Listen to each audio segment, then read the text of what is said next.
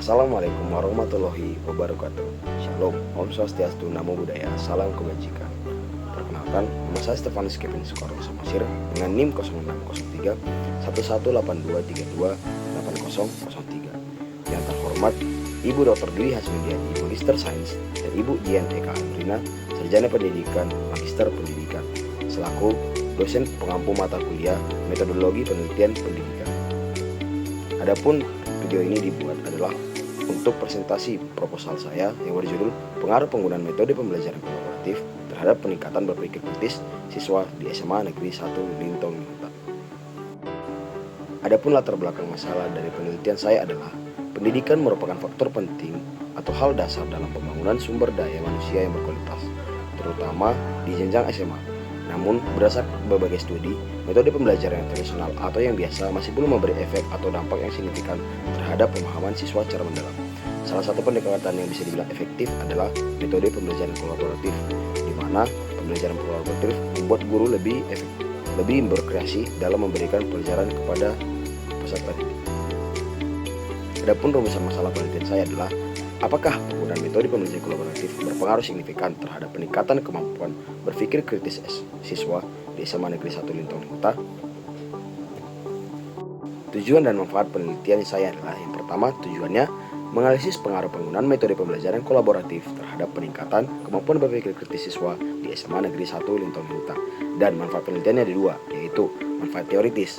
Penelitian ini dapat memperkaya kajian teoritis mengenai metode pembelajaran kolaboratif, khususnya dalam bahasa pemrograman dan pengembangan berpikir kritis siswa.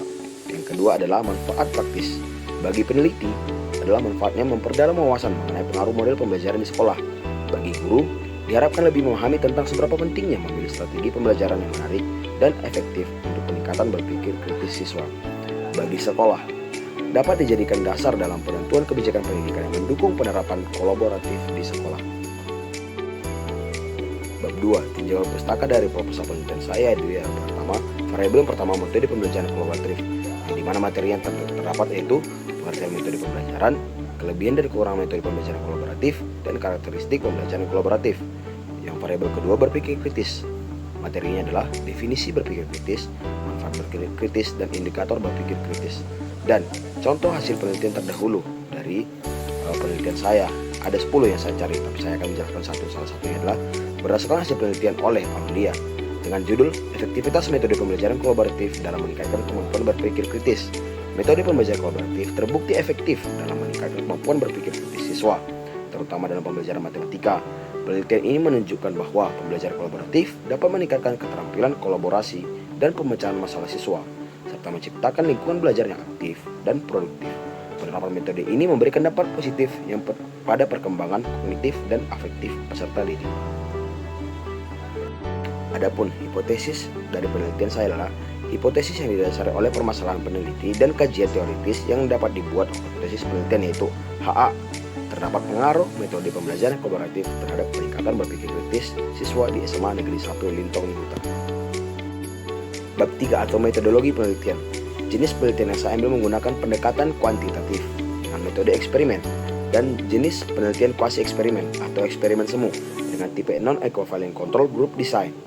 Peneliti menggunakan jenis penelitian kuasi eksperimen atau eksperimen semu karena ingin mengetahui ada atau tidaknya pengaruh terhadap variabel bebas dengan variabel terikat, serta seberapa besar pengaruhnya yang ditimbulkan antara satu variabel dengan variabel lainnya pada peserta didik kelas 11 SMA Negeri 1 Lintong Niuta. Lalu yang kedua, variabel penelitian. Pada penelitian ini terdapat dua jenis variabel, yaitu variabel bebas atau independen dan variabel terikat atau dependen, yang ditunjukkan sebagai berikut. Yang pertama, variabel bebas atau independen X, yaitu variabel yang mempengaruhi variabel terkait. Variabel bebas yang digunakan oleh peneliti adalah metode pembelajaran kolaboratif.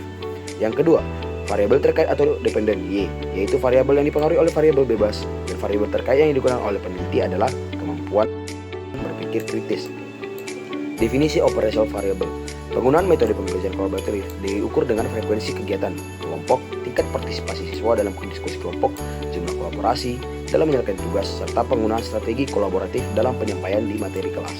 Peningkatan berpikir kritis siswa diukur seperti indikator-indikator seperti kemampuan menganalisis masalah, kemampuan mengevaluasi argumen, kemampuan membuat kesimpulan yang logis, serta kemampuan memberi solusi kritis terhadap permasalahan yang dihadapi. Populasi dan sampel penelitian. Populasi dari penelitian ini yaitu peserta didik SMA Negeri 1 Lintong Kota kelas 11. Populasi dalam penelitian ini melingkupi seluruh peserta didik yang berjumlah 180 siswa. Sampel penelitian.